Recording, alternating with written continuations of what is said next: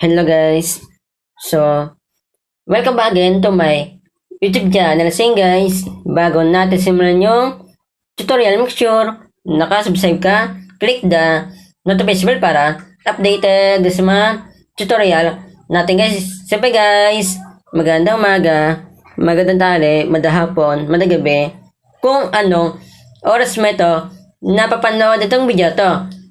May share na po sa guys na about naman po sa Facebook kung paano ba ipin po yung pinost po nyo or yung sinere po nyo.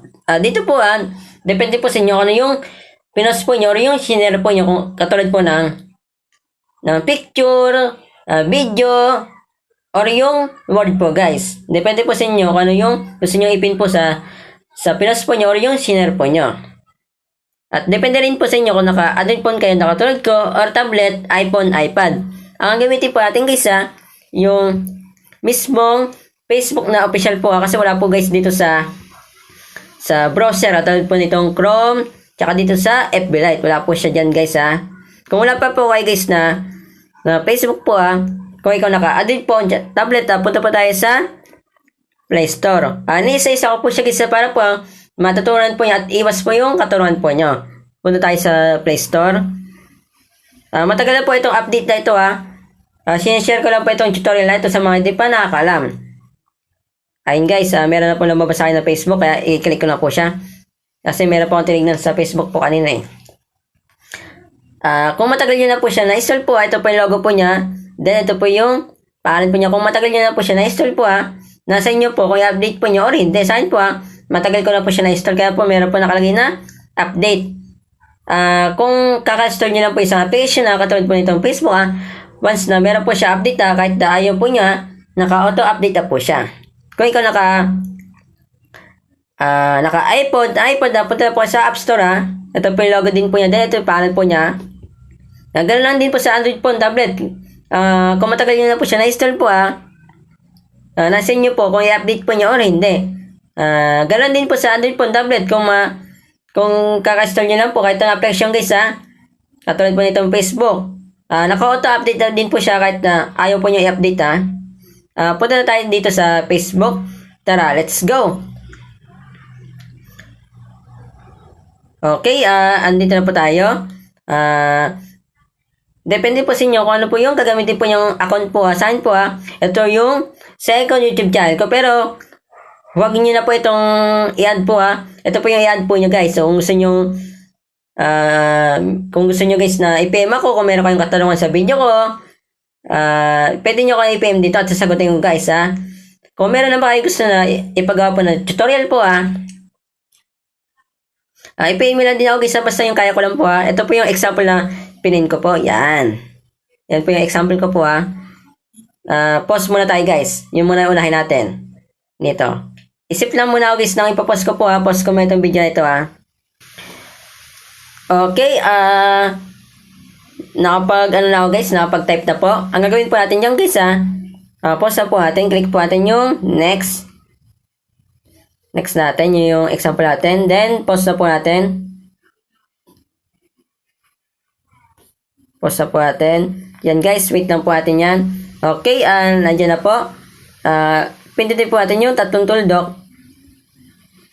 Diba guys, wala pa kayo makita po dyan na pin. Ang gagawin po natin, napunta po tayo sa profile po natin. Yan.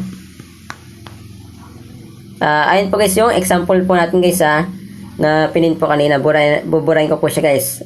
Pause ko muna itong video na ito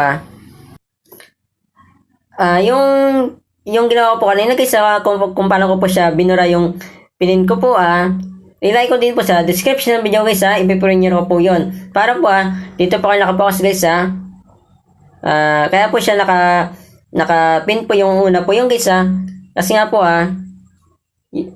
guys trending po yung video ko po sa Reels. Yung po yung ipipin pa natin guys yung i-share ko po sa ginagamit ko po madalas na Facebook po Yan guys, nandito po tayo sa post na ito. Kailangan nyo guys na punta po sa profile po nyo. Then, ayan, click po natin yan. Yan guys, so naka-pin post na po siya kapag kinilik po natin guys. Yan. Tagalin natin yung Facebook kung para malaman nyo guys kung napin pa siya o hindi.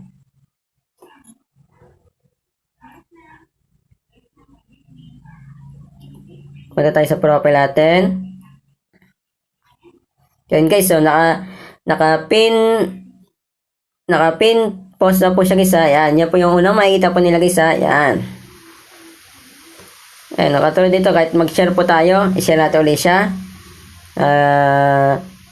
Tanggalin natin Facebook para mag-refresh po siya agad. Kahit na saan na po kayo mag-Facebook po, ako sa Facebook Lite, sa mga browser. Ito po yung una makita po nyo kahit na gamitin po yung Facebook once na sinearch po yung account po nyo na kung saan po kayo nagpin po yan yan guys. Dito guys hindi nyo na po kailangan na burahin po yung pinin po nyo guys kung gusto nyo pong magpalit po. Katulad po ng share po, ayan katulad natin sa share yan. Sa share naman, hanap tayo guys ng ipipin po natin. Ito po yung kasing trending guys yan. Hindi po natin siya mapipin kaya nga po share guys kailangan po muna natin na i-share po siya. Papakita ko muna sa inyo guys na wala po dito na makita kayo na pin post. Yan, wala po guys, di ba? Kita tayo nyo. I-share muna natin, kaya nga share Share natin. Share, tsaka share now. Yan guys, so you share this post na. Punta na tayo dito sa profile natin. Dito tayo sa tatlong tuldok. Hindi pala dyan guys, pasensya nagkamali po. Dito tayo sa share po natin. Kasi hindi na po natin kailangan po na burahin po yan. Para mapag-share po tayo, mapag-pin po tayo ulit guys ng gusto natin na ipin po sa Facebook po kung post po natin or yung share po natin. Yan, nandito po tayo sa tatlong tuldok. Yan guys, ito po yung i-click po natin, pin post. Yan. Yan guys, refresh natin. Yan. Itong gamit ko nga pa yung cellphone guys, ito po yung pangalawang cellphone ko po Yan po, nakapin na po siya guys nakita nyo naman po. Trending po kasi ito, naging 100k views po siya. Kaya po ay po yung ipipin ko po yung share ko po. Yun lang guys yung share ko po sa inyo Paka-share po ito mismo video sa mga kakala nyo guys na gustong matuto po kung paano ba ipin po yung pinost po nyo or yung share po nyo. Hindi nyo po kailangan guys na burahin po yan guys dagdag ko lang po kung gusto po nyo burahin po yan ulitin ko lang po guys kung gusto po nyo burahin po yung pinin po nyo katulad po ng post po nyo or yung share po nyo ipipremiere ko po guys yung part 2 po nito kung paano ba burahin po yung pinin po nyo sa post po nyo or yung share po nyo. Depende po sa inyo kung ano yung pinin po nyo para po dito po kayo nakapokus sa video nito kapag share nyo ito mismo video sa mga kakilala nyo guys dadami itong views, mas madami tayong natulong na tao. Yun lang po, masayat po, God bless po, ingat po kayo.